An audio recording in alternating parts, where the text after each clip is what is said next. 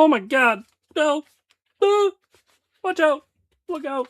What up, everybody? It is your boy Topher. I am live on Boston Concessions, brought to you by SSBN, Small State Big Network. Did anybody have fun in Wildcard Weekend? I kind of didn't. We'll go over why. Hopefully everybody's doing great. We're live on YouTube.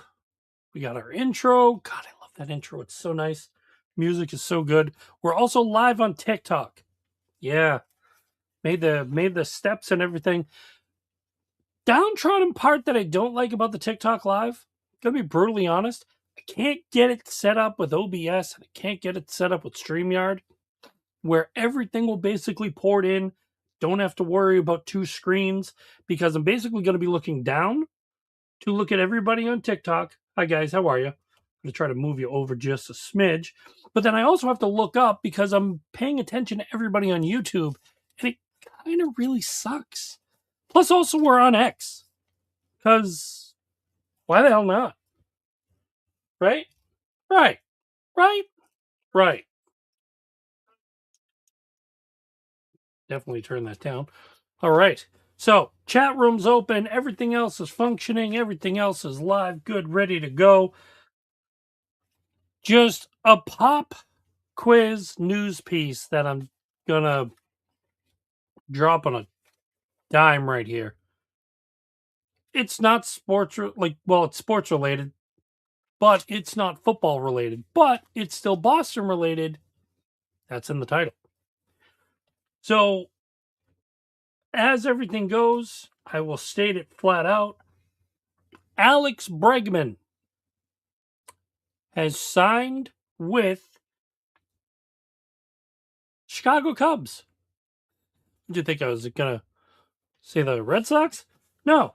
They're the bum chum teams that haven't even signed anybody in the offseason. What are they waiting for?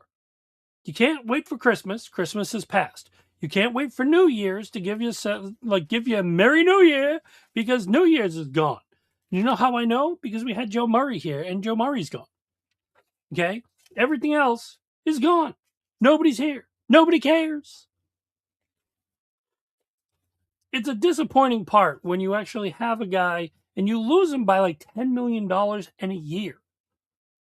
Okay? Red Sox went 6 years and 160, give or take. And what did the Cubs come in? 175 with what? 5 years? So one less year, but more money. So your annual average salary is bigger than the other. Whew. Sheesh. You talk about guys who need to show off their big incomes. Yeah. And if anybody also wants to look, yeah, I got the beard done. Got it nice up. Fling. I actually went live I think it was the day I actually got the cut. Shout out to O'Shea's over in Reading. Place is a great little spot. Family owned. Very cool. All right. So, aside from Alex Bregman running away from whatever is going on in New England, maybe it was cold, maybe it was otherwise, maybe to the fact he didn't think the Patriots had a chance, and he went to a team that could have possibly within the Bears, the pre-Ditka days, the post-Ditka days, the Bears. Everybody loves them. We don't. We're Patriots fans. But we did get excited to the fact that the Patriots, did they win? Oh my God. Hey, wait. I'm hearing chirps. The chirps of people that said the Chargers would win. The chirps of the people that stated in whole hindsight that the Patriots could not, should not beat an over 500 team. I'm sitting here right now, and one of the things I'm enjoying is that the fact that the Patriots did just that. They took on the Chargers. And yes, To some people, it was a snore fest. Okay? To some people, it was just, oh my God. I'm not a. Shh, shh. I'm sorry. It was a beautifully good defensive game. It was worked up beyond belief. There was so much defense on both sides of the ball, holding everything else going on. It was gorgeous. It was where you want to be. It's what you want to see. For me, that's what got me hyped. Watching this defense, which people said, oh, well, Justin Herbert's going to come in. He's going to dominate. He didn't really dominate. He kind of got his ass handed to him. I mean, I saw him on his back more than a. Well, he was on his back. um, what's the other aspect that I really saw that was driving me nuts? Oh, it was Fumble City. It was everything, both sides of the ball. The games were well maintained, well hyped, well everything while it was going, and I saw no problem with it. I thought it was a fantastically good game. It was perfectly executed. Everything in a half was going on magically. It was a it was the game you wanted to see. It wasn't the game of the weekend. We'll go into that later on. But it was one of those games where you watch it, it's like you get excited because this is playoff football. This is, to me, this is what you want to see when you're sitting there on your couch with your friends, a couple of beers, no beers, whichever way you want to go, whichever you're relaxing, doing whatever. The bottom line of that is you're enjoying yourself. You're just chilling. Yeah, and you're enjoying the ambiance of a really good, solid football game. That's all I was looking for. And you know something? I'll give a little slip just to really quick. Okay, between all 6 games, they were exactly what you wanted to see, exactly what you wanted to enjoy, and exactly what you wanted to have. All that and more bring right to the table of this whole wild card weekend. And yes, on TikTok, there were a lot of people chirping me. Patriots aren't going to make it out of the weekend. This and this isn't going to happen. Nothing's going to go on. You're going to have this issue. I really swear to God I didn't change my banner. Nope, I didn't. Oops. Deal with that afterwards. But in hindsight, when you're reviewing everything that you're doing and how you're doing it as a team, all games had everything you want and then some. It was perfect.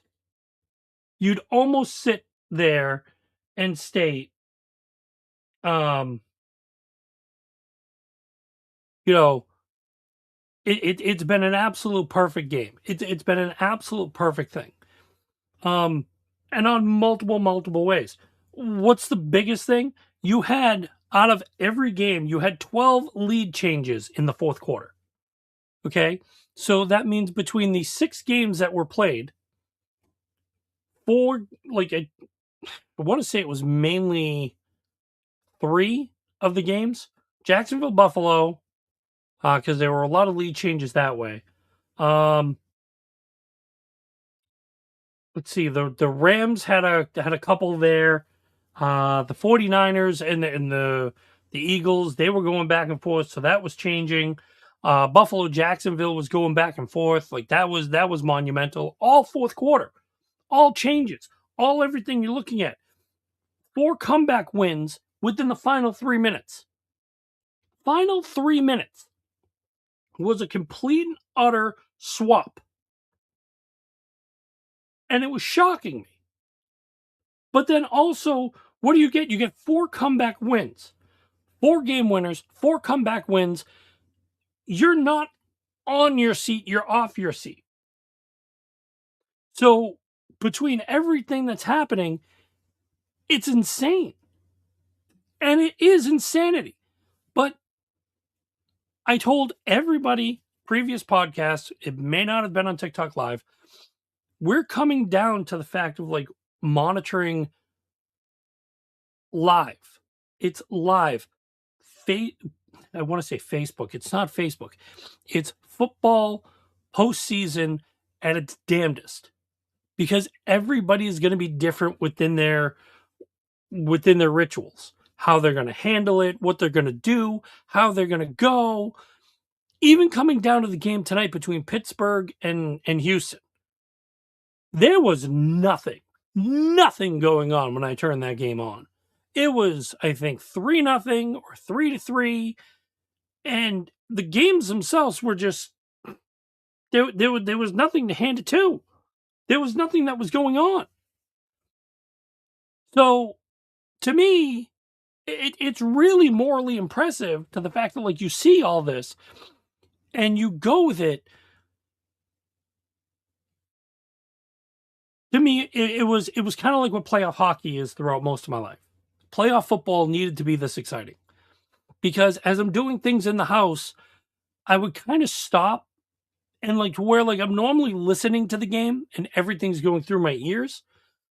I stopped and had to watch the game because of everything going on. Um,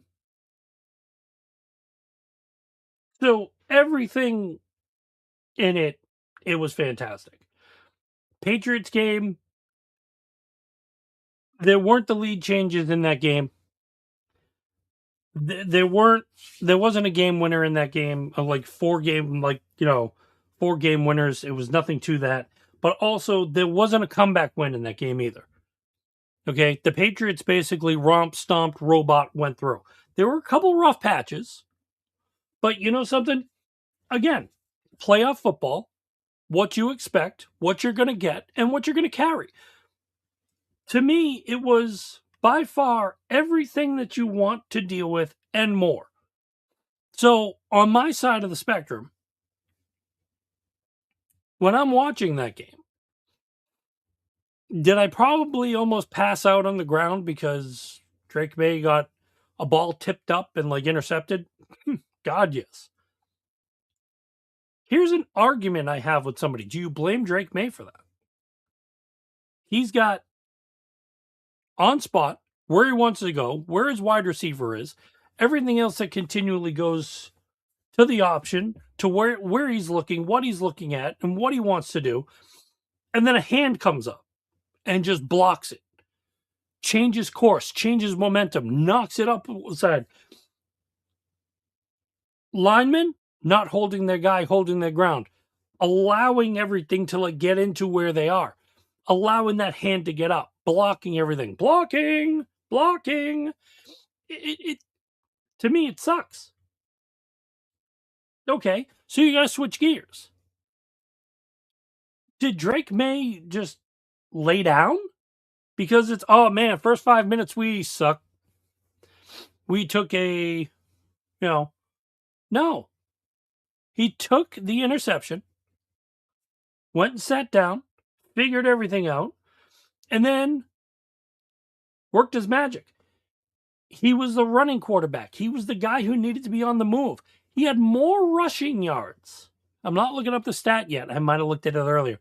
He had more rushing yards than Trevion Henderson and Ramondre Stevenson. If you can't say MVP for that kid, I don't know what to tell you.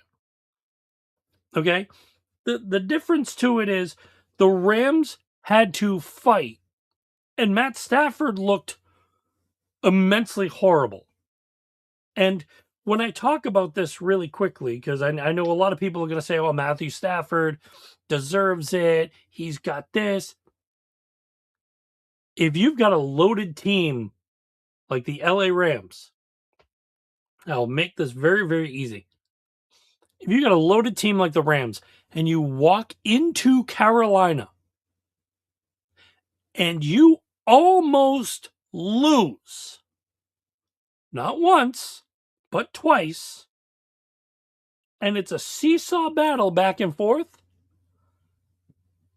either your defense didn't play well, your offense didn't play well, or you're going to give more credit to the Carolina Panthers because they got your number and they wanted to whack you. That's flat out. The Patriots played a heavier team, in my opinion. Actually, no, it's not my opinion. It's heavy fact. They played a much bigger role with playing the Chargers than if they played the Carolina Panthers. Why? Carolina Panthers were what, 8-9, made the playoffs, made the wild card aspect as a divisional leader. That's the part that just basically kicks it. Just that aspect right then and there. Really sad. But you're one of the top tread teams. And you're almost going out the door to an 8-9 team that made it on a technicality of winning their division. And you want to compare Matt Stafford to Drake May? Drake May played one of the hardest defenses in the league. Probably next to Houston. You know, you've got the Chargers. Now, they suck on the offensive side of the ball. Okay, their O-line was Swiss cheese. I called that from the beginning, and you could see it. Justin Herbert got bopped around, and I made a comment that was very heavy to it. I haven't seen anyone get hit around that hard since the slab of meat in Rocky. And if all of you are Rocky fans, you know to the fact that, come on, Rock, you gotta hit him. So, yeah, just imagine the Patriots. Come on, New England, you gotta hit him. Mickey's on the sideline somewhere. Ah, you bum, you don't know, hit him with the jab. No, they were coming in and whacking Herbert. I think he had one more sack than Drake May. But where was the bonus of what Drake May was doing in that whole fiasco? What was he doing? He was running, he was sprinting, he was getting first downs, he was focusing on what he needed to do, getting into the back, getting into the slot, making sure everything was going, dishing off where he needed to. He was reading defenses perfectly. And here's the one sidestep that I'll give him that you could even notice in the game. A lot of times, Drake May changed the outcome of the play because he knew the defense was coming in. He knew the defense was coming to get him. He knew what they were doing, why they were doing it, and changed up the play to make sure he could extend it. That's a rookie. That's a second year. That's a young guy. Whew. There's difference in patterns. When you watch the games, and the only thing I hear, especially on here, I'll float back and forth on my personal one, and the one thing I'll see is, oh, Drake May shucks. Drake May shucks. Drake the shuck May. May shuck May Dre. Yes, suck May Dre. It's like a bad porno, suck May dry.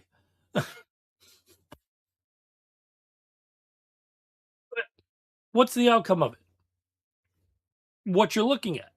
You're looking at the utter demise and failure of people that sit there. Because people used to say the same thing about Brady. Henceforth, why the Patriots are always underdogs. You would have somebody that would sit there and go, oh, Tom Brady sucks. Tom Brady ain't going to do crap. He's going to throw the ball. He's going to look like a cat. Yeah, he's going to lose. Yeah, 3 interceptions, 1 touchdown. And what's his name again? Von Brady. Oh, yeah, I like it. Brady, like the guy who sits next to my room to talk to me. His name's Brady.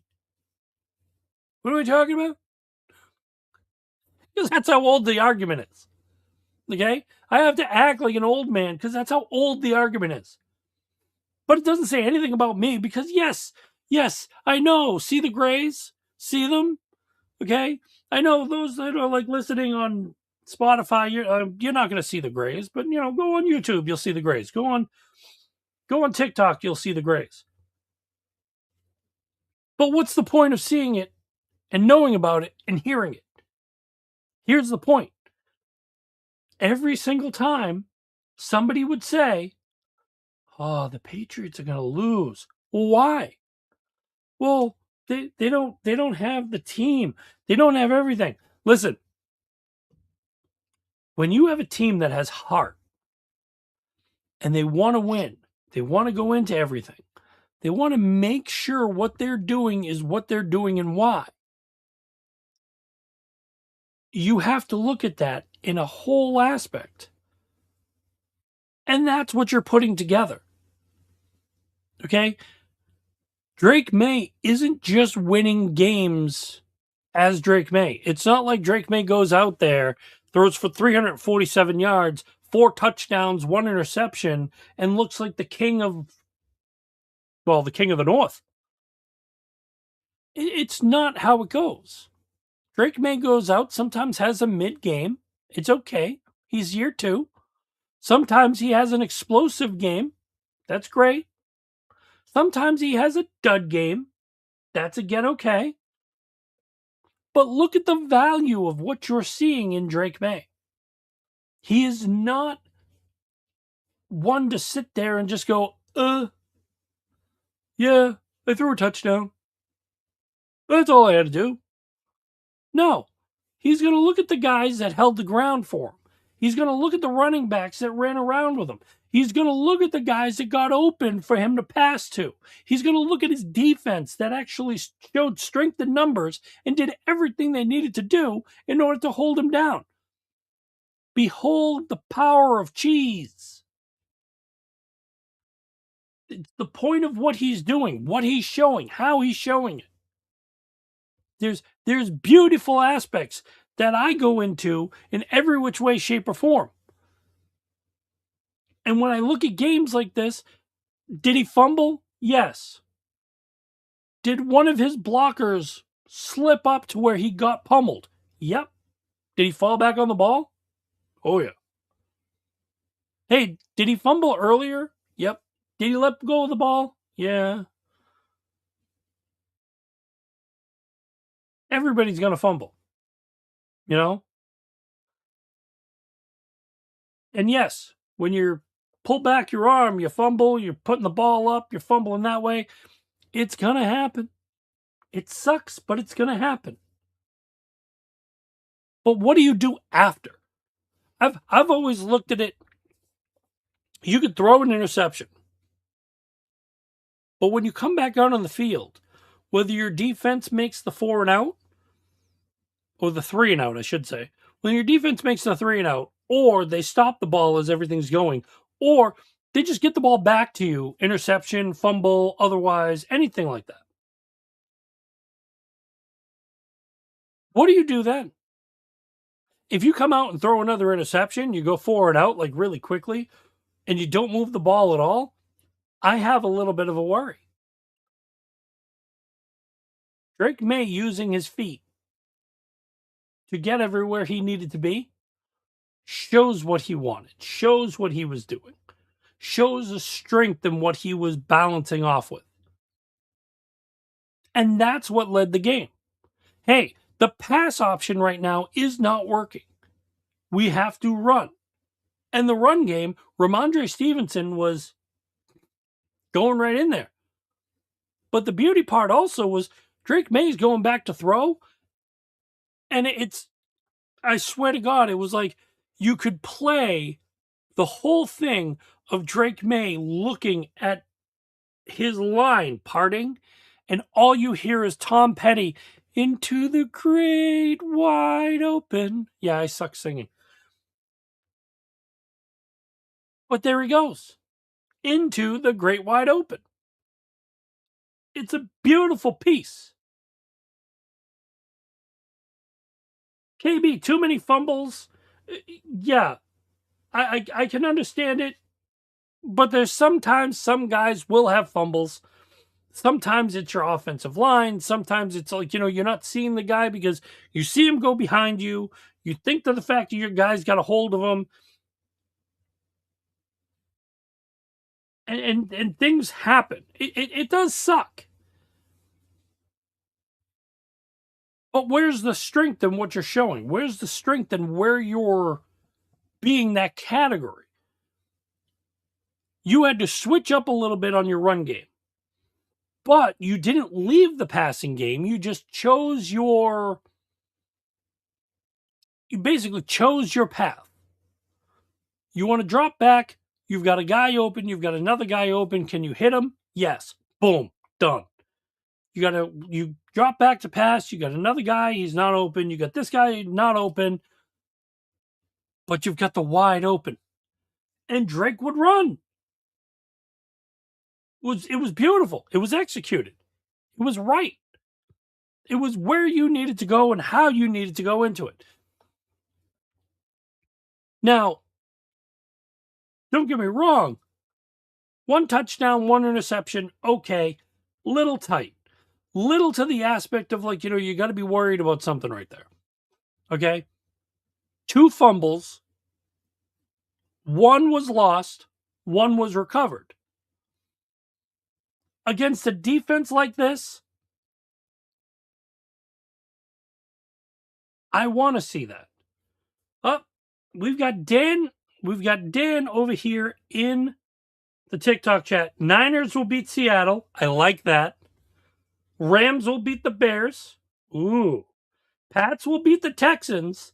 I know ball. You know something? I kind of agree with you on on 2/3 of those. Not sure if the Rams will beat the Bears. It's just something about I'm not sold on Caleb Williams because he looks too cocky and arrogant. And it's something about the team that just makes me sit just a little bit excited. Dan, the Niners are actually my NFC team. They've been my NFC team since I think I started watching football in 84, 85 and got introduced to Joe Montana, and just right from there, yeah, the Niners have been the Niners are basically my secondary love. It's you always have that. You always have your main team that it's where you grew up, it's everything you are, it's everything you do. But then you also have that secondary team that hey, my guys aren't playing today. Who can I watch? Ooh, that team's playing. See them. So yeah, the Niners used to be that kind of thing. Plus, I grew up a Joe Montana guy. Something about his prowess, something about his overall just showmanship. I loved watching old videos, or back then it was replay videos of him playing the game. Because Joe was Joe. Joe could ball. And I did like that about Joe. And I can see now where, when Brady was like, oh, I grew up with Joe, watching Joe Montana. How you throwing the ball is basically where it's at, what you're looking at, what you want to see. And that's beautiful. That's beautiful, man. Beautiful. Okay. Other side with the Patriots note, I know I went a little bit weird. Holding a team that is over 500, again, over 500, and the comments and everything, what they come up, their main guy was not playing for running back. He was suited, and Vidal's been nasty all year. I had him on my fantasy. I can't even tell you how many fantasy points Vidal got me. And I picked him up on a waiver wire. So what? Omari Hampton was out. Big whoop. What did you do? You scored 3 points. Do you think the way the Patriots offense, or the run defense was going to hold, and you are sitting there thinking to the fact if you swapped out Corvidal for Amari Hampton, it was going to make a big difference. No, it wasn't going to make that big of a difference. It wasn't going to make that big of a deal. Okay? The offensive line could not hold crap. Okay? Let me put it in this way, and it might be a little gross. Heads up, just giving you a play. You might want to listen, but here it is. If the offensive line, the Los Angeles Chargers, was a pair of khakis, you would be shitting through your khakis. Yeah. The shit would go through your khakis. That's how bad that offensive line is. That's how bad they don't hold. When somebody told me where each member of the offensive line for the Chargers stood, in rank terms, they were top 10 last. Like, you go to the last you go to the last guys, the last 10 guys in that list. Each offensive guy, center, left guard, left tackle, right tackle, those guys are all in that last 10 list. That's how much they suck. And it's not to the fact that the Chargers are sitting there now, oh, we need to replace our offensive line. You should have been saying that before you said you were going to mop the floor with the Patriots. Because nobody said anything about the offensive line. Nobody wanted to talk about the offensive line. But you were ready to say, well, they're going to mop the floor with the Patriots. You scored 3 points. Where was the mopping? Who handed you a mop and said these guys are done? Nobody. Nobody said it. Nobody cleared up. Nobody walked away. Nobody showed the aspect or the ratio of whatever the hell happened. That didn't exist. The Patriots went in, played a better defensive game. Even after the pick from Drake May. Harbaugh went for it out. He went for it on fourth. Didn't take the 3 points. I don't even think it would have mattered. Like, what would have been? 6? So you're looking at, what, 16-6? So you lost by 10. Cool. Again, where does it move mountains? It doesn't. Where does it move anything that you're seeing? It doesn't. There's no tide, turns, or tribulations that you're going to look at this and go, that's going to make my difference. It's not. There is no differences anywhere for what goes on. I don't care. It's shitty. It's garbage. It's tacky. Because here's the problem. New England, very small, rural, 1, 2, 3, 4, 5, 6, 6 states. I had to double check my math. 6 states. What do? Well, first off, we believe in our team. So not only do we believe in our team, we're looking at what our team can do and why we can do it and how we can do it and getting everything done as it is. Okay? You got 50 states plus Cuba. Okay? 51. 51 minus 40, 51 minus 6. You're looking at 45 states all out there. And those 45 will root against the Patriots because they think the quarterback sucks, because they think the defense sucks, because they think this guy sucks, because, oh, wait, there's another New England quarterback that is in the mix of a big talk or otherwise, And you want to pump them up full of rainbows, and these guys just want to say, he sucks. No, get the frig back here. And look at me as I say it. The point is, I will come out and tell anybody I've been rooting for Josh Allen for years. Why? Because he's a damn good quarterback. And when he doesn't have to play the Patriots, I give him his credit. Aaron Rodgers is a true bum. Is he going to the Hall of Fame? Yep. Can I still call him a bum? Yes. Russell Wilson. Garbage. Bum? Yes. Hall of Famer? No. No. What? Just because he won a championship? No. Get out of here. That defense on that Seattle team, that won the title. But let me look at everything else as it goes, though, too. All these other guys. Eli Manning, Hall of Famer. He took on an undefeated Patriots team and beat them. So that's a good thing. Give him that. That's good to look at. That's good to see. That's good where you want to carry it. So what? We get another good quarterback to challenge other good quarterbacks, and everybody and their mother over on that side of the country wants to say we're trash. Fine. Cool. We suck.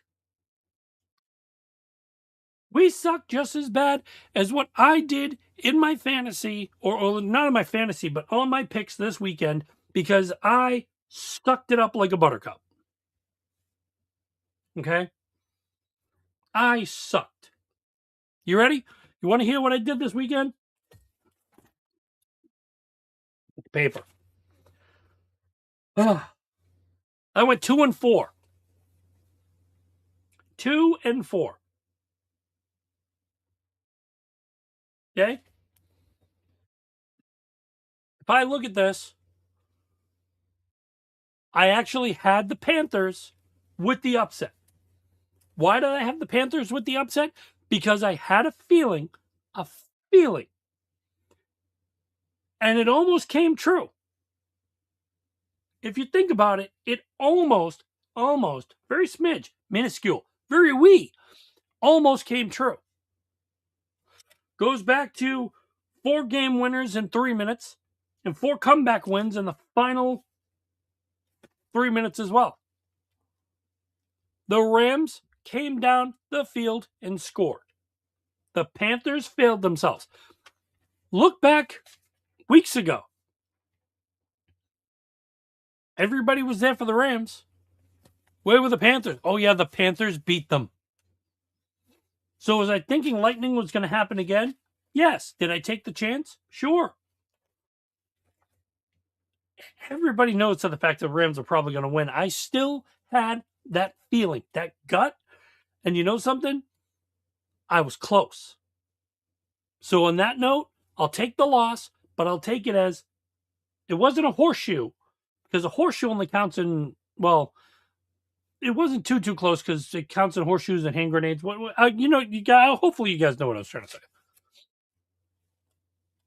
What was the next game that actually came up with everything? Bears and Packers. I made a comment on the YouTube channel, and one of the things I made the comment on the YouTube channel was simple. It depends on which Packers team comes to play. If the Packers come to play, they are going to dominate the game and beat the Bears. And the first 2 quarters, you would have thought I had it right. I got excited. I was like, holy crap. Did I actually pull an upset? Did I pull what nobody thought? Did I have that venture? I did. until Caleb Williams. Don't know where half of this came from. Don't know where everything else was. But this kid created what was by far one of the best comebacks I've ever seen. He's down by the half and just starts chiseling. And it wasn't to the fact it was just him. It was the Bears team. It was the Packers defense that started to crumble and show holes. It was everything that you would have thought was like, holy crap, that's not right. And ta-da! Bears beat the Packers 31-27. Just like Rams beat the Panthers 34-31. Look at the closeness of the games. 3 points, 4 points. I mean, it's a difference. If you look at the Bills, Jaguars, Rams, Panthers, Packers, Bears, 49ers, Eagles, the difference to each game is 5 points or under. Normally, you see blowouts. The Texans and Steelers, I'm also not even like I would show that as part of this for one straight reason, and I'll say it afterwards because it has to go with Old Man Rogers. It's past his bedtime. Should have had the morning game.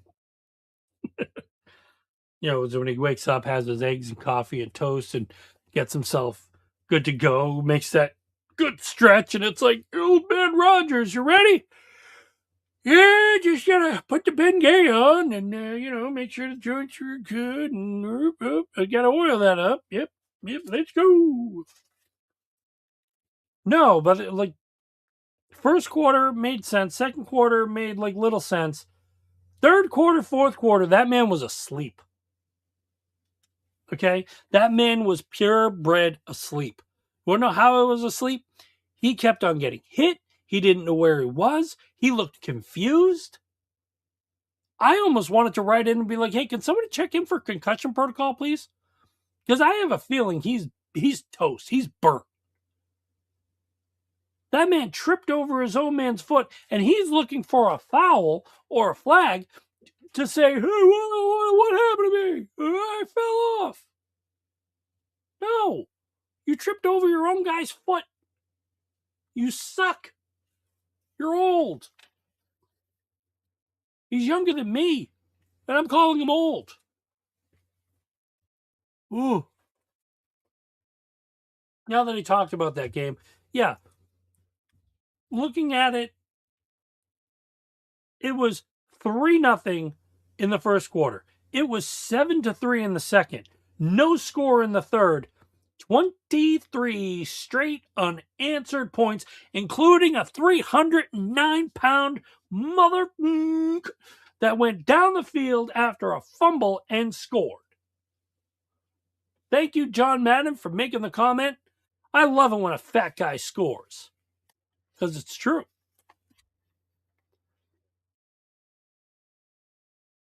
And yeah, it was beautiful. It was beautiful to say the least. Okay.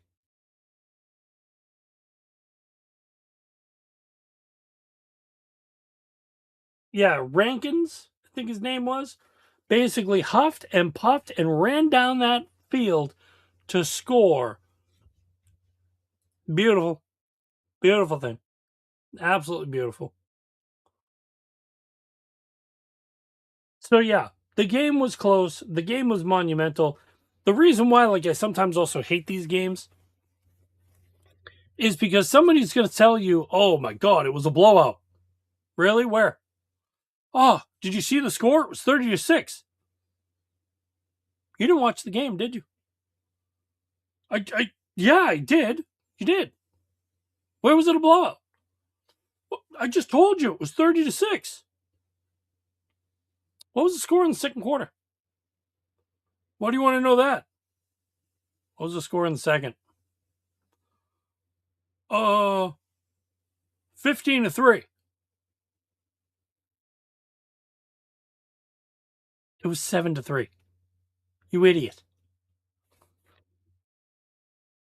What was?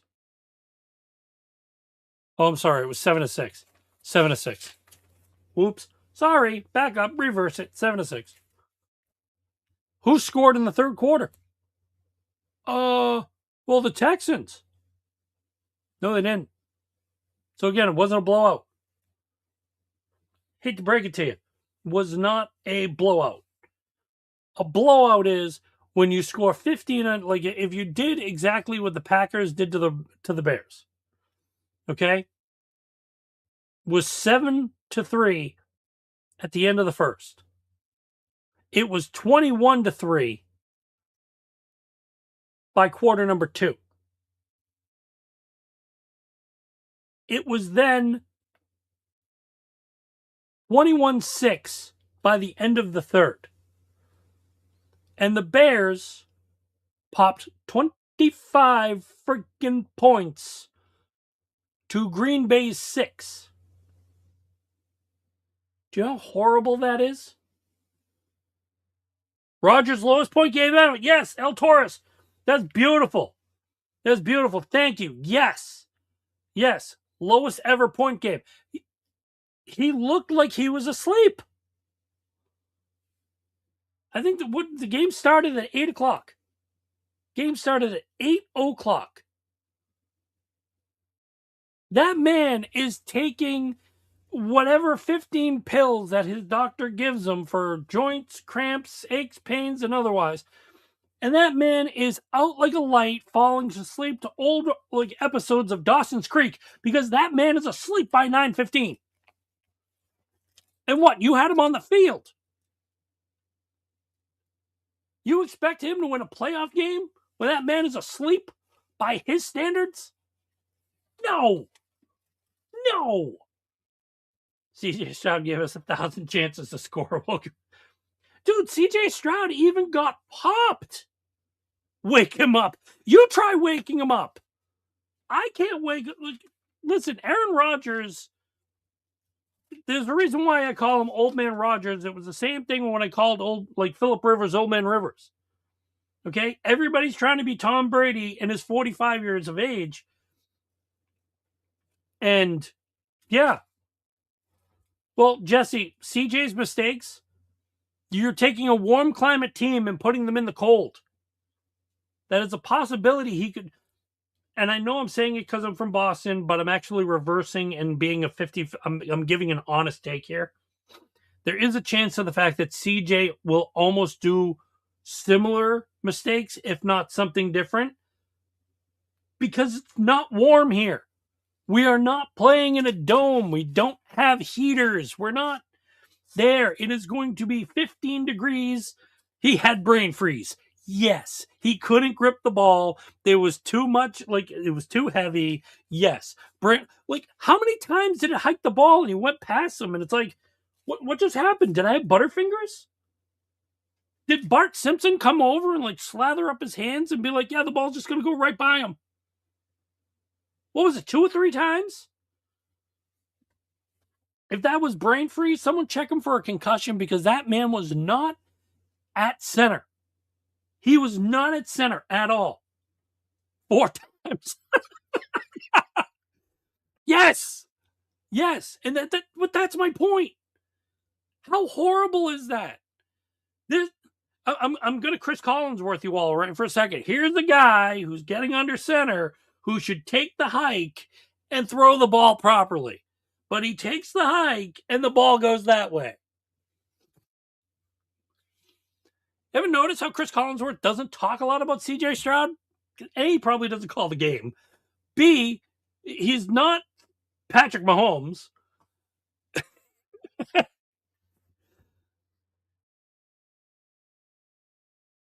Yes, the Steelers still did not score. The Texans were all over them tonight. I expected the Texans defense to be really good.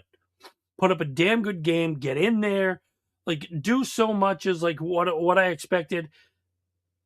And Houston was balling.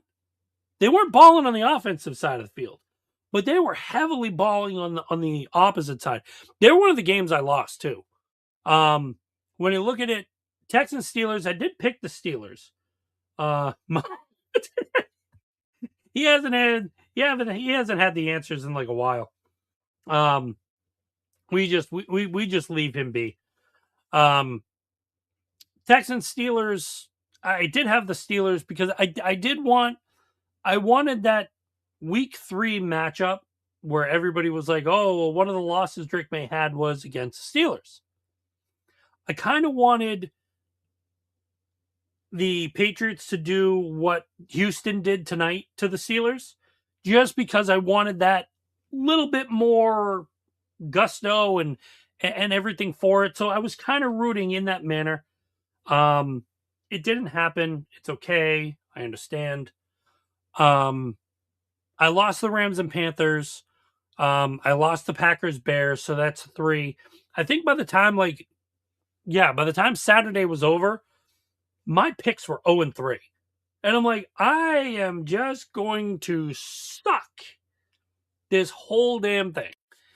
That did not sound right coming out of me. I completely apologize. No.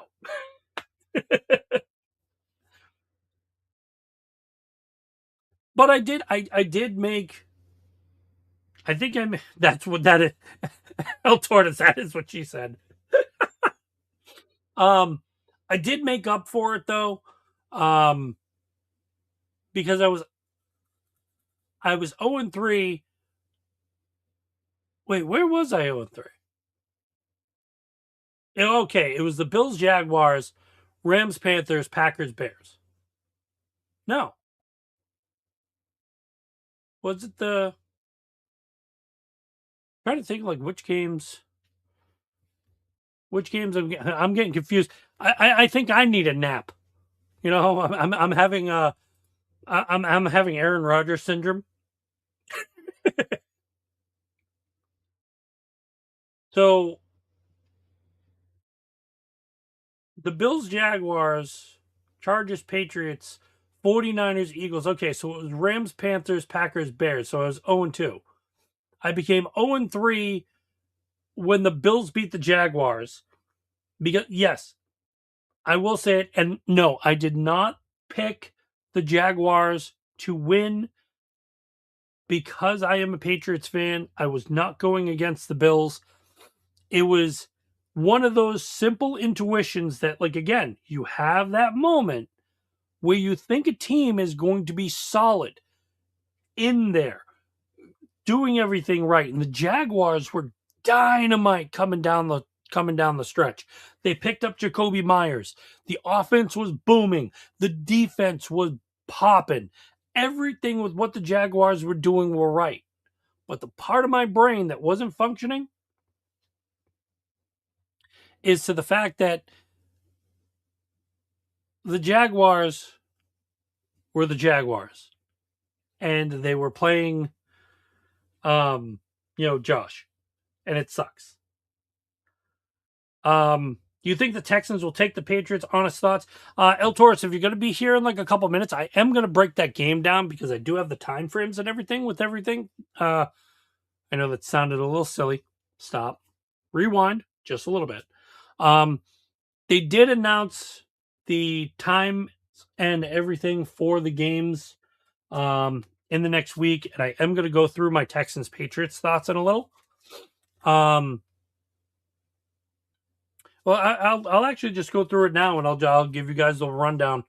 Chargers Patriots, I ended up winning that game. And then the 49ers Eagles. Yeah, it's I picked the nines. I picked the nines for the reason. Just again, what a game! Comeback, everything was great. Yeah. Houston Patriots, 3 p.m. It's funny how it's on ESPN, ABC, and while I'm thinking about that on a Sunday game, I'm also thinking what they did tonight, because when I first turned on the Texans Steelers, one of the things I noticed out of the game was I was listening to Peyton and Eli Manning. And I'm sitting there like, now that I've seen that, and now that I know what's going on, I now know why Aaron Rodgers was asleep. The first thing you had was you have Eli and you have I couldn't even you had both Manning brothers sitting there talking about a game. And, thank you, El Torres. Peyton. Gotta go take my pill.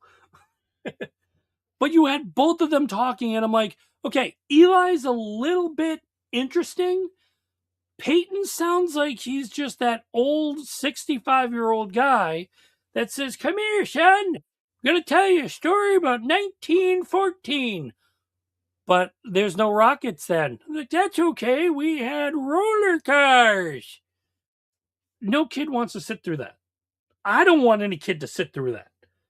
If that's my father or my grandfather, if I ever had kids, no, sorry, dad, grandpa, he's going to bed. His mom's calling him. Nope. Even though I know it'll knock the kid out, it's gonna knock half the neighborhood out. But then I clicked over again, and what's the other thing I hear on that spectrum? It's Joe Buck, the guy I hate. And I don't know if anybody in the TikTok chat or anybody in the YouTube chat or anybody in the X chat wants to side this. Does anybody like Joe Buck? I've despised him for years. I think he's an absolute tool. But that's me. That's my thought. That's how I feel about him. I've even seen the Facebook page, Joe Buck Sucks. I'm a member. But hey, El Tortoise had a question, and it was a good one. Houston Patriots. He was downplaying the Texans the whole time.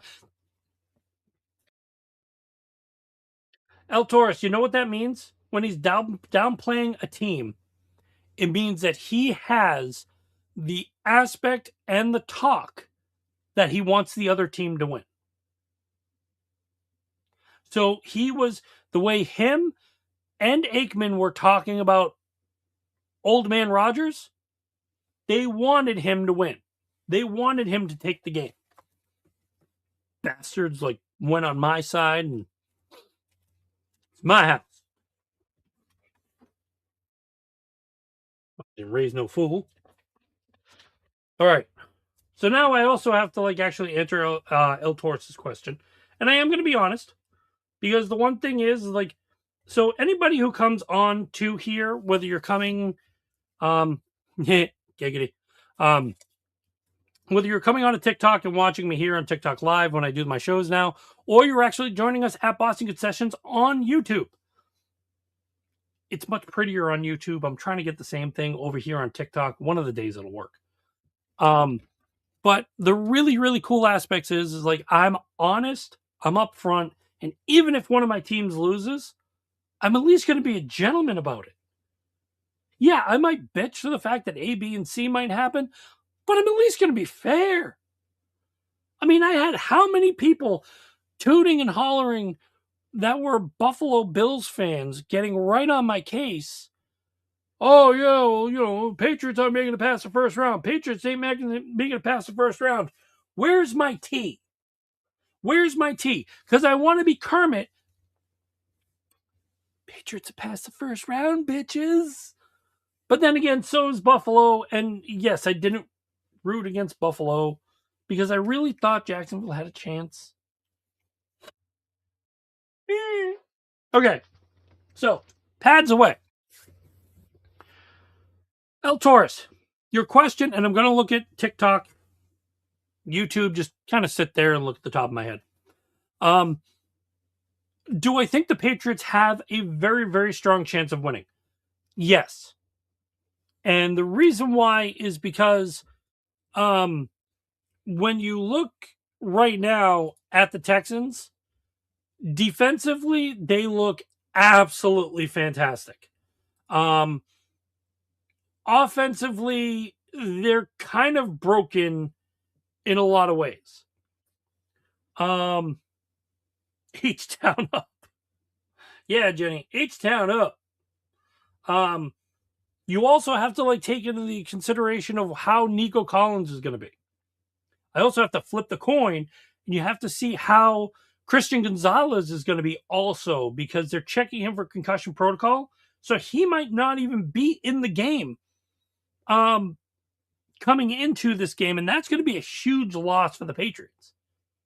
He was dominant in holding the Chargers for whatever they did because there weren't a lot of guys open, and that's Christian's job. Where you have him kind of on the side, it worries me a little bit for that reason. And it draws me to a diagram of, can he do it? Can he look at it? Is he going to play? But now you've got Nico Collins, who is out. That's one of CJ Stroud's main receivers. He had 21 yards this game off of three receptions on 7 targets. So that means, was he controllable? Yes, but you needed a good defense in order to do it. Who did you have playing? You had Pittsburgh. They're not a bad defense, but they're not a good defense either. So there's a huge difference in the uptick between one to the other. Now, Nick Chubb threw up 48 yards. Marks threw up 112. The Patriots aren't really that shy of holding down running backs. They're pretty good with it. They will hold them down to small yards. They're also been very good within holding quarterbacks right now. Crazy take. I've got Terry McLaughlin over Jason. Ooh.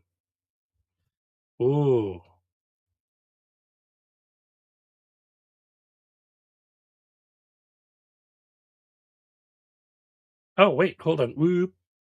It says my live is going to end. No. Okay, there we go. Sorry, everybody. It was telling me my live was going to end. Not you, YouTube. You're doing great.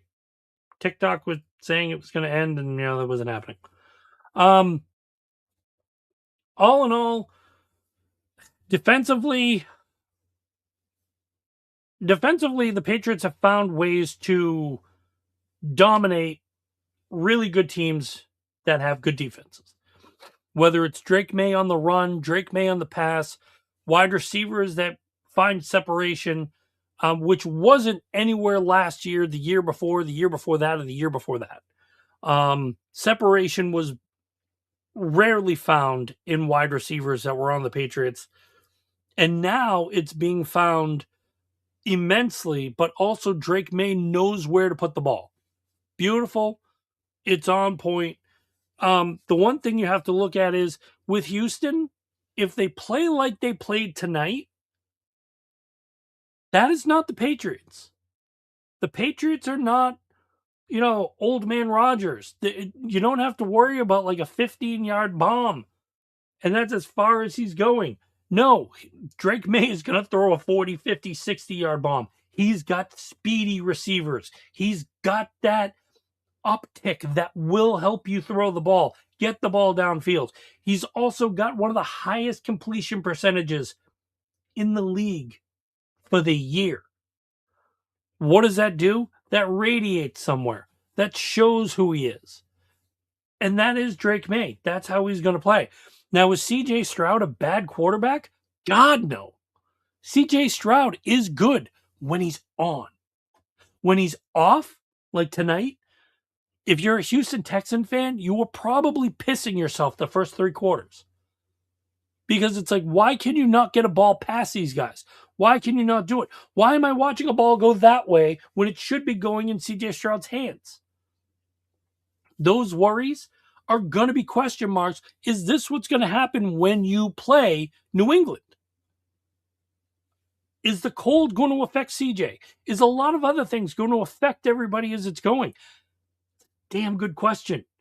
And you have to ask yourself, is that going to be the utmost factor? With the weaponry, with everything, and the way that Drake May gets the ball around, I do think the Patriots are going to retake this one. But I still hold what my honest thought was last week. Whichever team came out of Buffalo, Jacksonville, I think they're going to make it to the Super Bowl. So whether or not the Patriots get past them, they will have to play the Bills. I may be wrong on it going for the Bills, and I don't want to, but I have to look at that. Is it a rematch where it's like, you pitch the rubber match and get everything going? Yeah, I would love that. The Texans is not for play. We are for real. Dude, Pimpin' Pat, let me ask you something. If you're for real, and you couldn't beat a 42-year-old man, that's an issue, bro. That's a pure issue. Okay? You took a low-rated team that came into your house and squashed. Like I said, the only reason why they put up those 20-something points at the end because it was past Rodgers' bedtime. He had to be put down. Out to pasture. See you later. Thoughts on Texans versus Patriots, El Torres? I have a feeling it's going to be a close game. You smashed them. Where did you smash them, bro? See, this is what I was talking about in the beginning. There's going to be some guy who comes on and wants to say that we smashed them. What was the score in the third half, at the end of the second quarter, Pimp and Pat? Defense wins championships. Okay. I remember that. But what was the score at the end of the half? If you want to be that smashing team. Our defense locked in, that's what matters.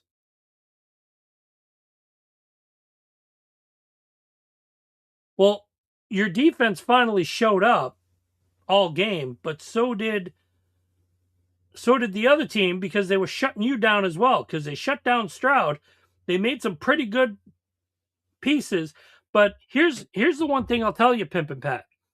You can have a damn good defense. If you can't score against an explosive offense that'll rip you apart, you ain't scoring, you ain't winning. Right. You were playing Old Man Rivers at an 11:30 game. That man's out to Cincinnati right now. That's how asleep that man was. And you could see it, glazed over, not knowing what was going on, looking up at the referees, looking up at this one, asking if it was tea time. That man was out. Okay? Yeah. I think if they basically gave them El Torres, I think it's going to be a very good game. I'm going to give the Texans their due credit. Okay? I'm not going to overfloat, the ego of Pimp and Pat. Pimp and Pat, thank you for your comments. I swear to God. But I don't know about that. It's going to come down to the wire about who plays the third or fourth. And like I said in the beginning, it also depends if you have Nico Collins, if CJ Stroud has another game like he does, and if Christian Gonzalez plays. If those three are in or out, that'll make a big, huge deal in that game. I'm still going for the Patriots by maybe 4.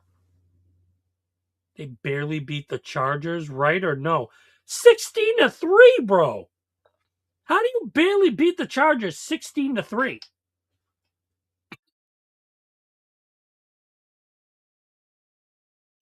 I don't understand this. Look, that's not good. That's not. Oh my God. 36 Texans against Steelers. Well, yeah. If you look at what the whole game was, and you look at the fourth quarter, I mean, I could really sit there and say the fact that the Packers Bears game, all game was great. No, the first half it was Green Bay. The second half it was the Bears, and the Bears just showed where they wanted it. Was it a good game overall by both teams? No. The Bears didn't even like they got late to the stadium, and then the Packers just thought they were going home early. The Stroud was playing good, probably would have been. No, El Torres. If Stroud was playing as he needed to play, and everybody was doing what they needed to, I could probably see to the fact that what you're looking at in the score, it would have been probably 34-3 or 34-4 early in the game. And they would have been running the ball just to kill the clock, kill the time, and just calling it a game. If you think about it, it was the interception by Aaron Rodgers. It was the fumble by Rodgers. It was basically the whole breakdown. I mean, like, hell, Rodgers had a pick six at the end of the game. You know, think about it. Like, you're playing Sleepy Man over here. Is that Pat's line good? Which one, offense or defense? Because both of them are. And yeah, like if you think about it, yeah, the Chargers were a top tier defense. I believe they were like the defensive line for the Chargers was actually better ranked than the Texans. The only difference is the O-line for the Chargers is horrible, and the O-line for the Texans isn't bad. No, sir. What am I being told now? Is it who's got the better O-line? I'm gonna look it up right now.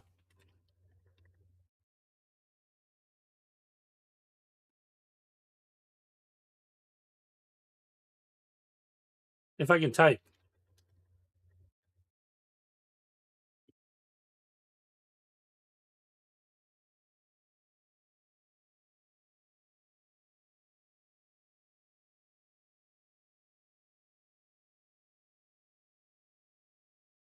Okay.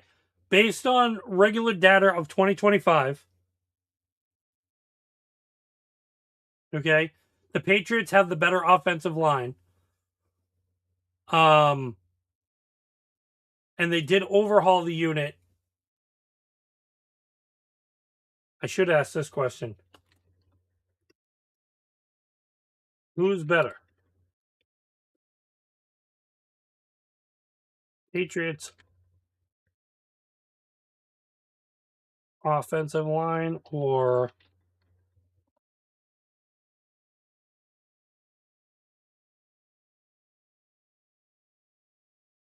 they it's by a smidge. It's by a smidge. Like if you look at it, they do have the elite pass rush. They've got Will Anderson Jr., Daniel Hunter. The Patriots aren't elite, but they can hold it.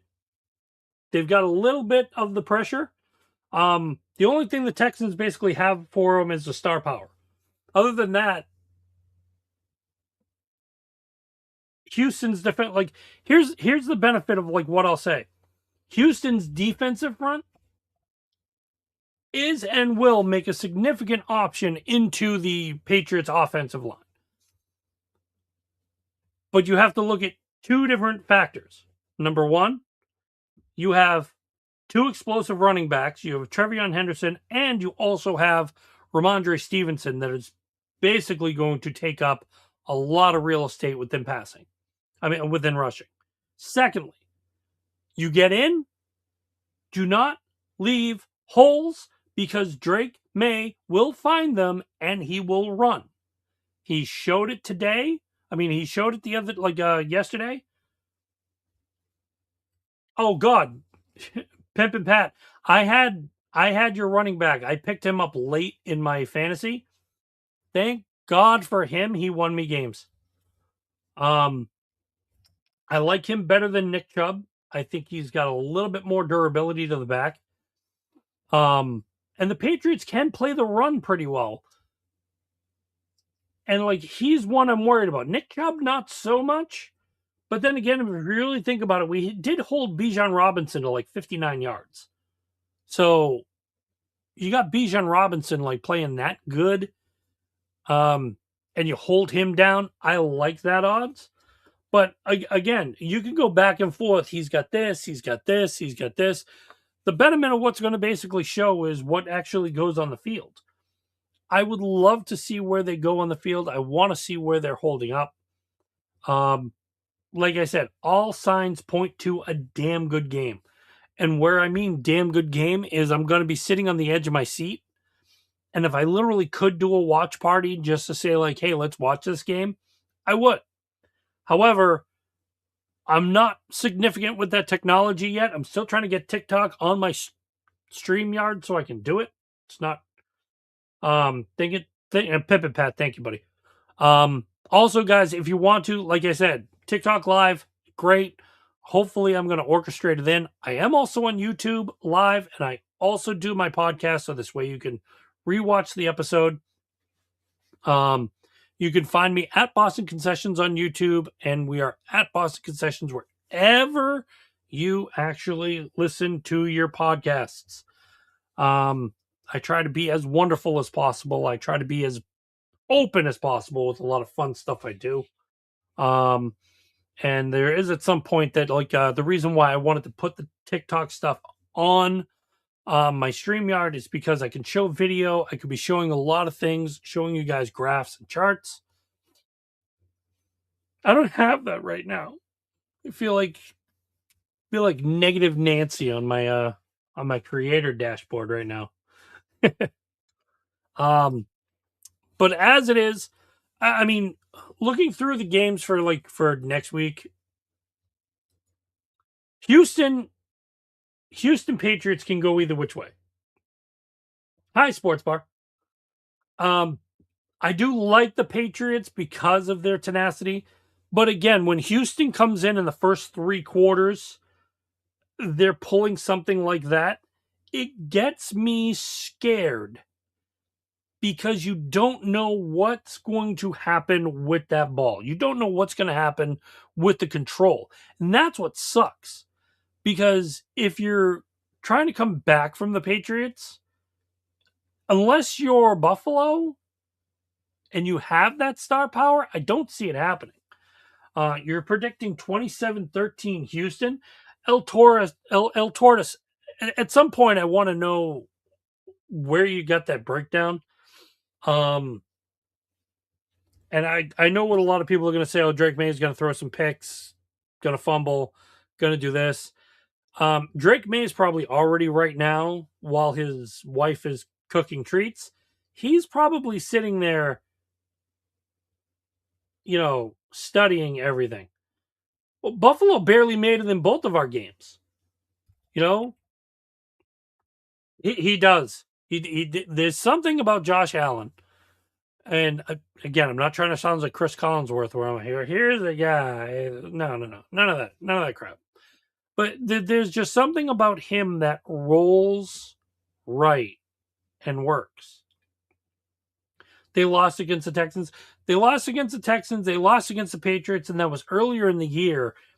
And then, like I say with any team, when you hit the playoffs, when you do everything, there's another gear that teams just shift into. It's the same thing where, people thought the Patriots were going to get completely blown out by the Chargers, and they didn't have anything in them. Well, Drake May turned on that cylinder, showed his feet, and ran the ball, and then basically broke down where Hunter Henry scored the only touchdown of the game, and Jim Harbaugh's sitting there with a head between his legs, going, "We lost. Cool. I was focused on my brother getting a job." I seen a look that Josh had that scared me. It was, dude, he has that moment where he will want to do a win so badly. He wants that ball in his hands. And right now, he's fighting between him and James Cook to want the ball. And that's good. Because now it takes a little bit of pressure off Josh Allen, where if he has to turn on that cylinder, he can do it. But if he hands off to James Cook, or if he throws to James Cook to get that win, it's on him. He's got his other dog. it's downright scary, and it's things I want to see, don't want to see. It was just like I said, Trevor Lawrence getting that other receiver in Jacoby Myers that just unlocked his potential, that made him go, holy cow. And you wonder where, why, and how everything went wrong. But they defense is Pimp and Pat, that is a comment of the night right now. Okay? Just I can just imagine sitting at a table and it's like, hey, yeah, like we've got Buffalo, we got Houston, we got this. Yeah, Buffalo? Yeah, their defense is poo.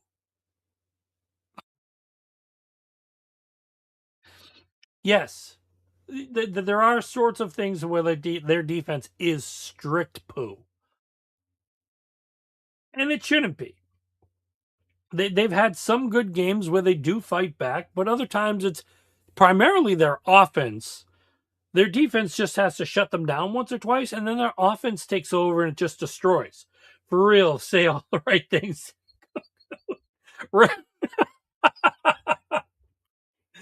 Oh man. Uh you know, again, playoff football just straight up reminds me of playoff hockey. And it just gets me right in the feels of everything you want to watch and everything you want to enjoy. And right now, I could sit there and run amok for like how I feel um about playoff football, considering the fact that like when you look at like on the other side, the 49ers won. Um Everybody literally thought to the fact that like the 49ers are going to be toasted. Um then you got fighting on the sidelines with the Eagles. Um I seen the Bills score in like 30 seconds before I was like, whoa. Yeah, they'll go right downfield and they'll hurt you. Plus, where they added Brandon Cooks, he will cook defenses because when he was on the Patriots, he was fast. He's short, he's fast. He reminds me perfectly of T.Y. Hilton when he was on the Colts because he would just get right under defenders and be gone. And all you had to do was throw the ball up, and that man was coming down with them. Because I remember when Andrew Luck was throwing dimes to that dude. Beautiful. Beautiful. So yeah, so to TikTok land, I know YouTube knows me pretty well. The one thing with me is I am very honest. I am very straightforward with every team imaginable. I have my opinions. Everybody else has their opinions. I love opinions. Just don't try to push your opinion down my throat because I won't try to do it to you. This isn't a BDSM trip. I don't try to make it that way. Do you think they're going to get past the Seahawks? I think they have a chance. One thing I've been saying, like I'm on year 3 of my podcasts on YouTube, and I've just broken into TikTok.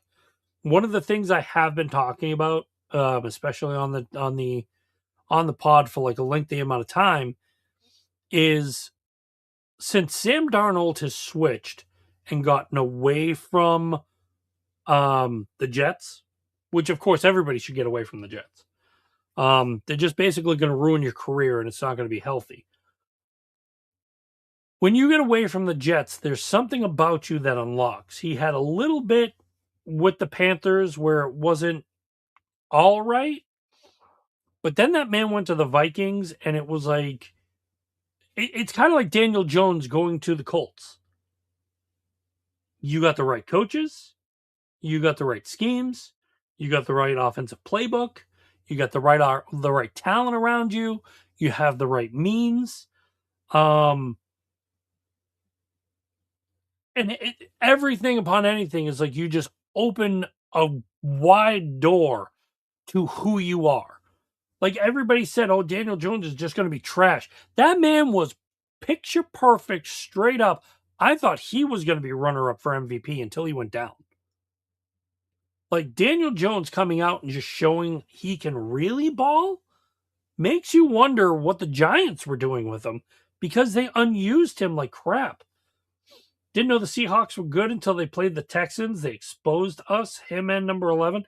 Yes. like I said, the Seahawks do have that really good jive for getting the ball out, controlling the tempo of the game, but not just so much as ripping apart defenses, but they do it in sporadic moments. Hey, we pass, we pass, we pass. We look like we're going to pass. Hey, we're going to hand off. Oh, you didn't see that guy running down the field 15 yards? Whoops. Yeah, the Seahawks, no matter, same with the Browns system. Well, the Browns just shit quarterbacks. Okay, I try not to swear on my podcast, but like it's true. Okay, the Browns are straight up butt cheeks when it comes to their quarterbacks. They shit them out like nothing. Johnny Manziel, they had no faith in that man whatsoever. Let's get rid of him. Then we're gonna go with Baker Mayfield. You know something? Baker Mayfield got us to the playoffs. Yeah, he's not worth it. We're gonna dump him to Carolina. Well, Tampa Bay found him valuable, and Tampa Bay still finds him valuable. How lovely. Who would have thought? A great quarterback like that to do everything with him. Oh, wait, the Browns knew. Wait, what did they do? Right out. You got to wonder who's going to go for the quarterback next. Is it the Jets? Is it the Browns? Like, and Pimp and Pat, I know you. If you're still in here, I got a question for you because you seem like you know ball, and I like that. Do you think Shedeur Sanders is the answer in Cleveland? Because I know either which way, they're going for a new coach. They're probably going to go in a new direction. They're going to be unlocking like a lot of things. But do you think Shedeur Sanders is it? Does anybody in the chat think Shedeur Sanders is it? Because I know a lot of people have ranted and raved about him for like this first year. I know watching his dad had playmaking ability like no tomorrow. Whether you played on the offensive side of the ball, the defensive side of the ball, or you were playing baseball. Dion was Dion. He was prime time for a reason. You could put that man on at 6 o'clock and it would make it feel like it's 8 p.m. and you're watching him in prime time. But there's something about Shedeur that doesn't have that pop that his dad does. And I think it escapes him. It might be the too much cockiness that I don't like about him. But if he got rid of that, became a little bit more humble and a lot more mellow, he could have more control. I feel like it could be if they're going to treat him like that golden egg and surround him with talent. But it's the Browns. What talent? I mean, yes, he's got Jerry Jeudy over there, but like, what else does he have? Nothing. Offensive line needs work. I mean, the defense you don't really have to work on. You just need one or two of those little, you just need one of those two little things. You focus mainly on the offense, you grow it. If you can get him the offensive line and like get him the right offensive coordinator, I think he might shine a little bit. I mean, I think it'll probably be like 2 years before he does anything, but it's a possibility. But he's different. Well, to quote one of my favorite movies, which is The Fantastic Mr. Fox, he's different. But he's not that different. He's a quarterback in a system that has to break apart and actually show where his worth and value is. If you can't show the worth, if you can't show the value, you can't show what you're going to do on the field. And I think that's what's basically going to burn them. When they decide to switch up the owners, that's when they'll be serious with winning. You can say that about a lot of teams. I'll say this, like looking at the Jets over the years, they've got so much wasted talent. Chad Pennington was probably the worst thing that happened to Chad Pennington was the Jets ownership, not proper control, and Tom Brady. If you didn't have either of those three, Chad Pennington would have been a boss. He had all the right moves, all the right motions. Even when the Jets were sucking, Chad pulled everything. He wanted to show his worth of the Browns, though. That's also impossible, right? Like you said, shitting at the quarterback. Dude, they shit on everything. You know, the Jets shit on everything. The Giants, over the past 5 years, shit on everything. You know, I mean, they shit out their coach. Brian Daboll was the first coach that brought him to the promised land. And well, not the promised land, but promised land to me is the playoffs. You make the playoffs, you're good. You're in the mix. But when you get into the playoffs and you're doing everything you're doing, that counts for something. And when you take your coach and just dismiss him, oh, we can do better. Where? You just gave the guy a reboot for the third straight time. He got you into the playoffs. Get out. Jets had the once in a lifetime chance to do something and it just went down the toilet. Yeah. The way I saw it, when Tom Brady left the AFC, okay, when that man decided to actually go down to Tampa and play his games down there, okay, the AFC East was open for business. And Josh Allen took advantage of it. Sean McDermott took advantage of it. You know who also took advantage of it? That was one of my it was one of my favorite coaches for signings. It was someone I was watching, and I had to watch the Miami Dolphins because I thought they were going to do something. When the Dolphins went out and they got Brian Flores as their coach, I said, "Oh crap! This team is going to have a huge reversal, and they're going to start winning games." First year was tough. Second year was matching. Third year, they won 10 games. They missed the playoffs. And then came the thing to where, he did not trust Tua. He wanted to eliminate Tua. He wanted to get rid of Tua. And all of a sudden, it was like a back and forth. And now that man was on the outside looking in. And I'm sitting there looking at Miami like, you just gave up the guy who's been building your roster and putting you into place. And who did they put in there? What was it, Matt McCarthy? Or whatever his name was? Mike McCarthy. No. It was the Miami coach.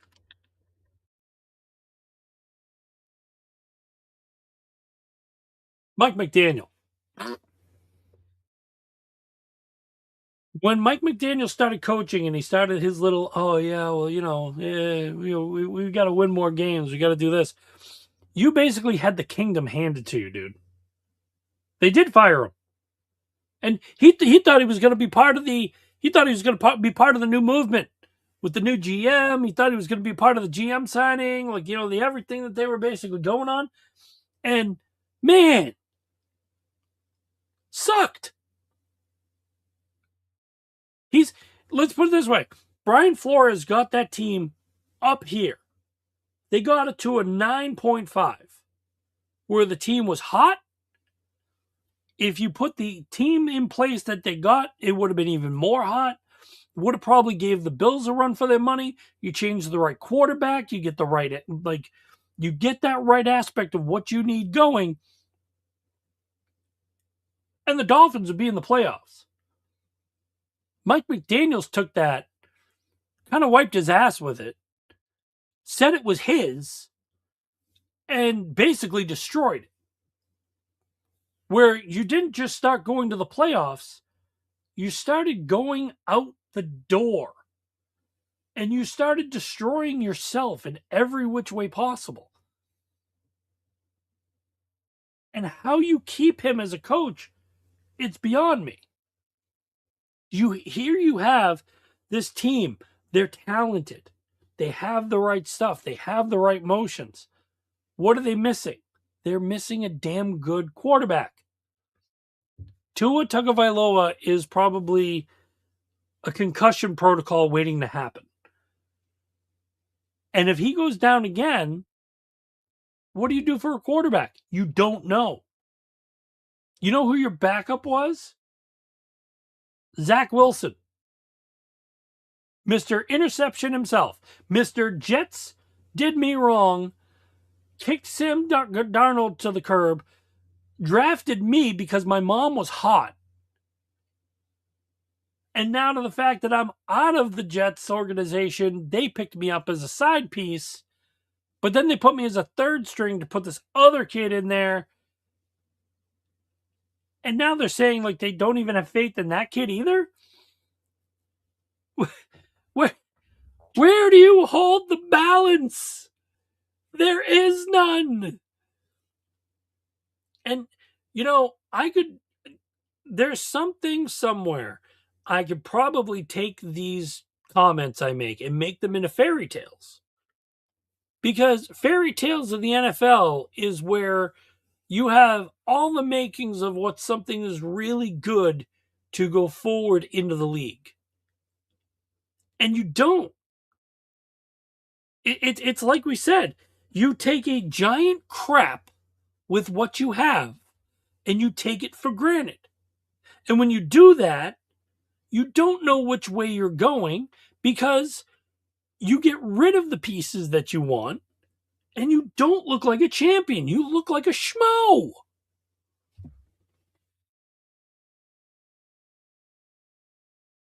I want to know where people are going now. Because one of the things I am going to talk about, like after the playoffs and after everything else happens, and by the way, guys, I don't just talk, football, I talk everything. When you have something in the mix where you have one of the Harbaughs available to be signed as your head coach, where does he go? What does he do? You have a vacancy in Baltimore now. You have a vacancy in Tennessee. You have a vacancy in Cleveland. Well, Pimp and Pat, if you really think about it, these guys have the money and they're just stupid where they're just throwing it around because oh, look at me, I've got status. Look at my money. Oh, Buffy, look at my money. Look at what bought me. A football team I'm going to destroy. It's primarily what it is. And then they'll come on and they'll bitch and moan to the fact of like, well, we didn't do right to the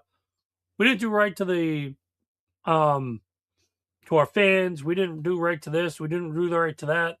It's like, dude, you just wasted like $15 million on this whole team. Like, did you know how much you lost? Oh, I wiped my ass with that like yesterday. I struggle to make ends meet. I'm on here like friggin' on 15 different things just talking about sports, not looking to make money, but yet you're throwing it away like it's just some trash.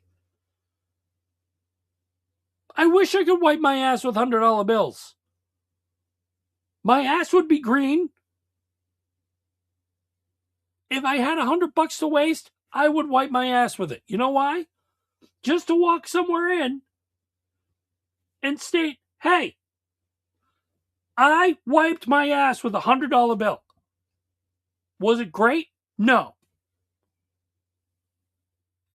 Simon Miller, welcome to the chat, man.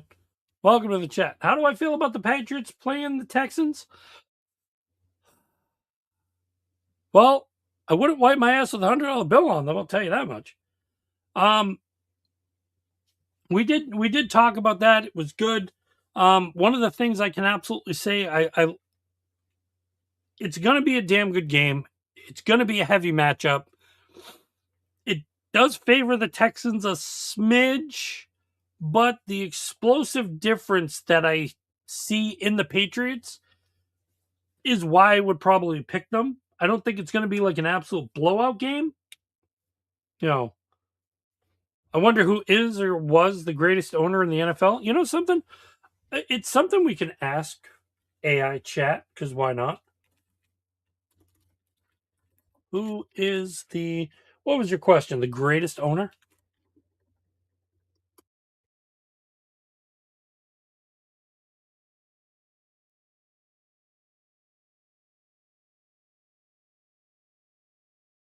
There is no single greatest owner. Robert Kraft is up there. Jerry Jones.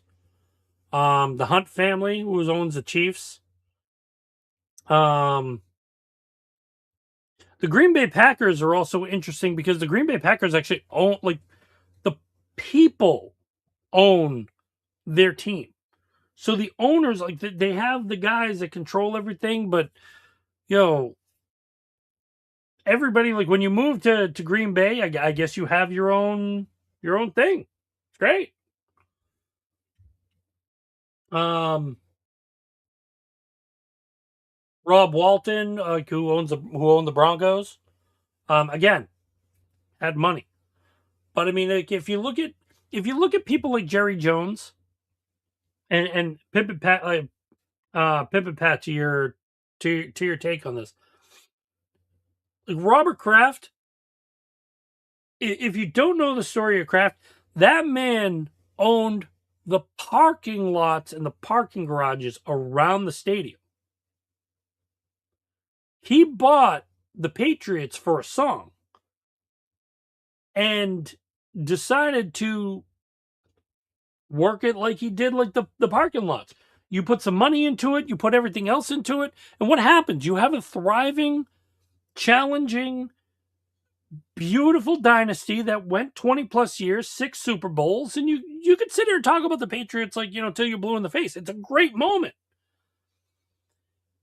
But things like that are really cool. Even Jerry Jones, like, what? He was in the oil business. He bought a team. He didn't know anything about running a team.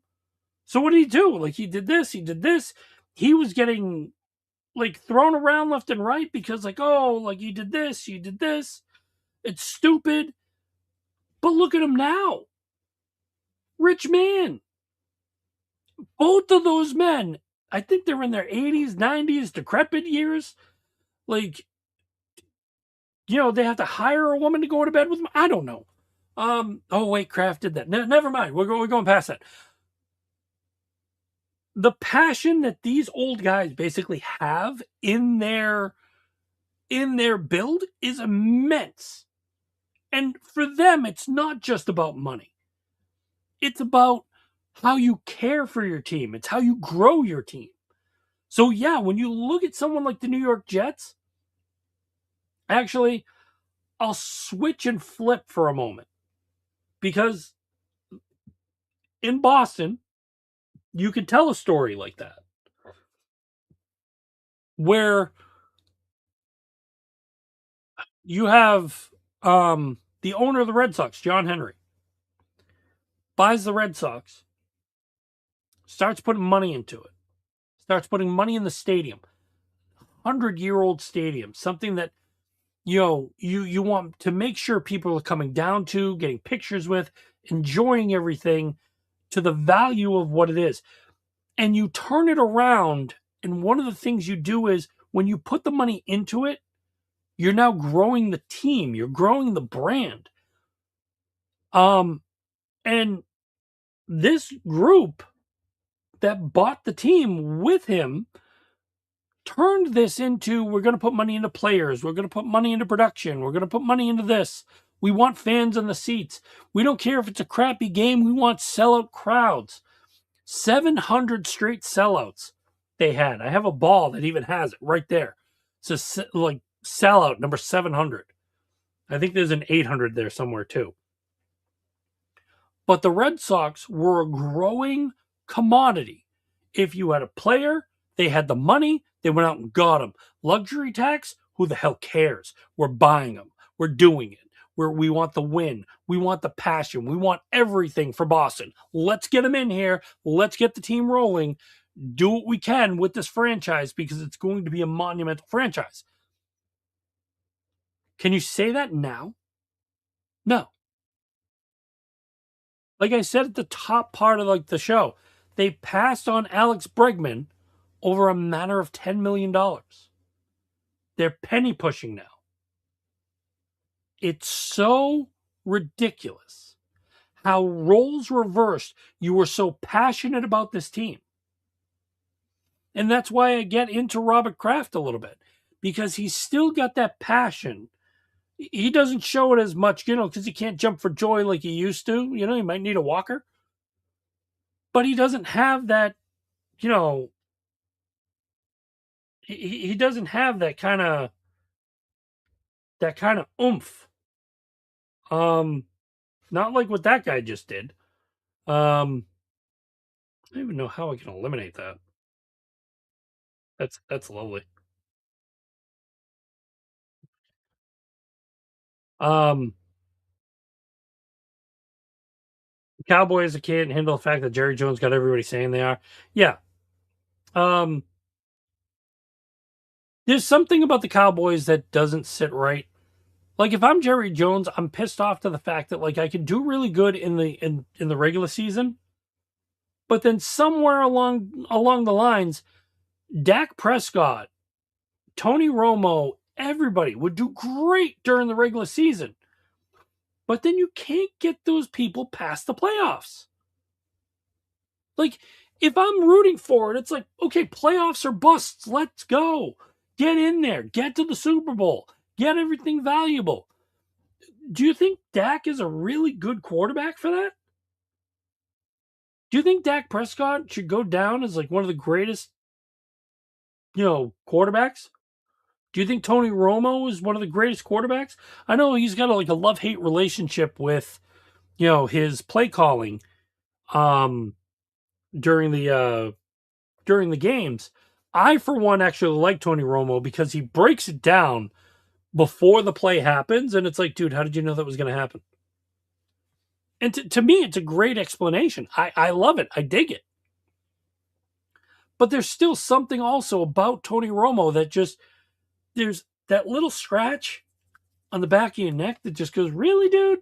You had to say that. You had to go there. He doesn't pull the Chris Collinsworth. He doesn't pull the Joe Buck, but he's different. It's like, last week, I think, what was I talking about? I was talking about Tom Brady and his Botox mix up. That man looked like his cheeks were up here. Okay. They were shiny as hell. And then not only were his cheeks up here, there was at one point, one eye was going that way. And I just never understood it. Like one eye is going that way. Like, Tom, where are you looking, bro? You got me a little confused. Pip and Pat, Ezekiel Elliott. Ezekiel Elliott was a premier back. He was their number one. They invested in him like crazy. The problem was is that they didn't go ham on the money they should have with Ezekiel Elliott. And they probably would have got a lot more production out of him if they did. But he still got paid. He was still one of the premier backs in the league. He just didn't kind of mount up to like a lot of it, and it just kind of like crap the bed. I mean, like what really do you go into that you could have this whole take, like, the whole shebang. um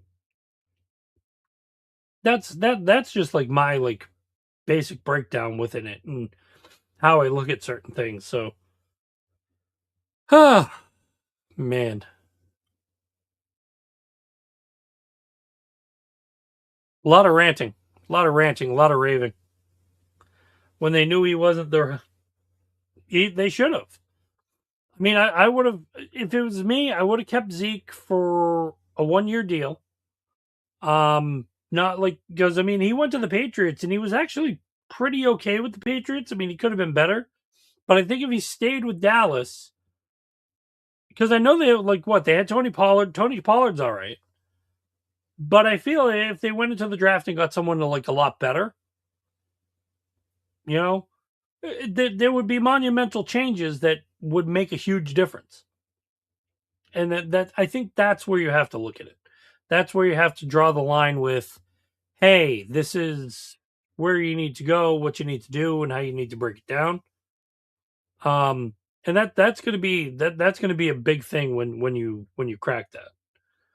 All right. It's about 1:54 a.m. Yep, 1:55 a.m. Twin Pines Mall is where we're at. Anybody knows that beautiful reference, you too can go back to the future. Let's say Dak wasn't always the problem. He just always had to throw the ball. A lot of it is just basically control and monumental aspects that get your team forward. Sometimes it's the defensive coordinator that just isn't on point. Sometimes it's an offensive coordinator that just calls the wrong plays, goes the wrong angles. Sometimes it's also a coach that just doesn't break down the team they play, or like, the presentation for what they do, and it really sucks. Because you could have all three of those that are on point, and your team just doesn't produce, or your team could not produce, but they do the best of their ability in order to break everything down. But your offensive coordinator sucks. Your defensive coordinator doesn't care. Your coach just passes up both coordinators and just, no, no, no, we're doing this. So it sets certain teams up for failure. As much as to what it is, it could sometimes go cum si cum sa. Speaking of cum si cum sa, getting ready to go to bed. To everybody in YouTube, everybody on X, everybody also on TikTok, I want to thank you guys for hanging out with me. It was a hell of a lot of fun. Almost 2 hours of a show is beautiful. We'll probably be back Thursday, just to break down the games, get ready for Saturday, get ready for Sunday. There is also a point I want to tell you guys. I'm probably going to be doing a show on the 22nd and 23rd. It will be a couple days before my birthday, so I'll be really excited. And then, of course, the 25th. It's a birthday weekend because my birthday will be on that Saturday. So you have it Friday, you have it Saturday, you have it Sunday. You get everything into the mix. But if you really want to, if you want the full experience, I love the TikTok thing. I want to try to get it to how my YouTube looks. If you guys do want to, feel free to follow me on YouTube. You can find me at Boston Concessions, exactly how it's spelled out here on TikTok. You can also find me on X. I do post a couple like lovely little tidbits there, but you can also find me in the lovely spots that are anywhere where you listen to your podcasts. Again, I want to thank everybody for hanging out. My name is Topher. I am here with Boston Concessions. We're an SSBN podcast. Those lovely folks down in Rhode Island.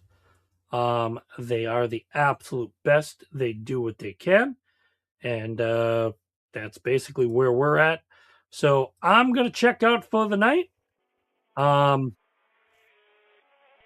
I will talk to you guys on Thursday or Friday. I'll let you know in TikTok or even like on social. Take care. Have a lovely rest of the night and also a very, very good week. Till then, guys, take care.